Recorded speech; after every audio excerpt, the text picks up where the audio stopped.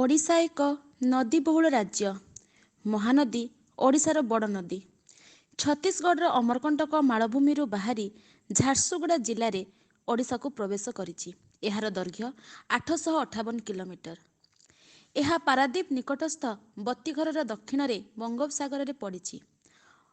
ଓଡ଼ିଶାରେ ଏହାର ଦୈର୍ଘ୍ୟ 494 କିଲୋମିଟର। ତେଲ ଓ ଇବ୍ ମହାନଦୀର ଦୁଇଟି ଉପନଦୀ। ଏହାର ପ୍ରଧାନ ଶାଖା ନଦୀ ହେଲା କାଠଯୋଡ଼ି, ତା ଛଡ଼ା କୁଆଖାଇ, ବିରୂପା, ଦେବୀ, ଦୟା, ଭାର୍ଗବୀ, କୁଶଭଦ୍ରା, ଚିତ୍ରୋତ୍ପଳା, ଧନୁଆ ଓ ଲୁଣି ମଧ୍ୟ ମହାନଦୀର ଶାଖା ନଦୀ। ମହାନଦୀ ଭାରତର ଷଷ୍ଠ ବୃହତ୍ତମ ନଦୀ। ଏସିଆର ବୃହତ୍ ହୀରାକୁଦ ଜଳଭଣ୍ଡାର ମହାନଦୀ ମଧ୍ୟରେ ନିର୍ମିତ।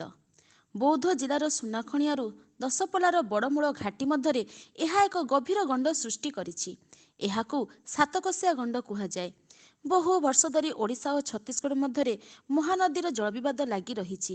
ଓଡ଼ିଶାର ଏହା ଅଭିଯୋଗ କି ମହାନଦୀ ଉପରେ ଛତିଶଗଡ଼ ସରକାର ବହୁ ସଂଖ୍ୟାରେ ବନ୍ଧ ଓ ବୈରାଜ୍ୟମାନ ବନାଇଛନ୍ତି, ଯାହାଦ୍ୱାରା ପାଣିର ପ୍ରଭାବ କମିବାରେ ଲାଗିଛି। ଏହାଦ୍ୱାରା ଓଡ଼ିଶାରୁ ପାଣିରେ ସଙ୍କଟର ସାମ୍ନା କରିବାକୁ ପଡ଼ୁଛି।